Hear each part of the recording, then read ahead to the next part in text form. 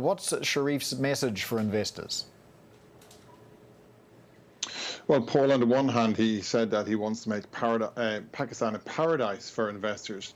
And we didn't get too much detail, but he did single out the economic corridor, the Pakistan-China economic corridor, that's part of the Belt and Road Initiative with China.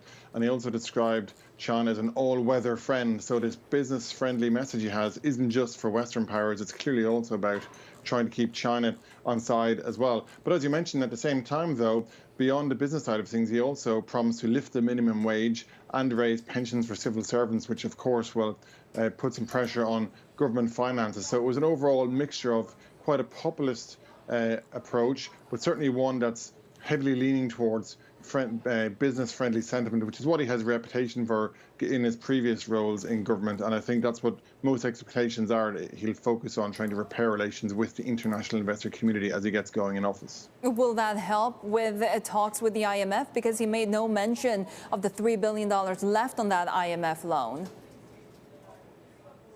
That was a really interesting thing, Sherry. There was no mention of accessing that financing from the IMF, which is of course critical to Pakistan accessing hard currency in the near term. There was a positive market reaction to his speeches, though, with both stocks and the rupee picking up after his remarks. And in fact, he himself said that was a sign of stability. But that's only one part of the story. We know that foreign exchange reserves continue to dwindle. They've only got enough to cover a short period of imports. We know that the central bank had to take that very aggressive step last week, 250 basis point rate hike, biggest since '96.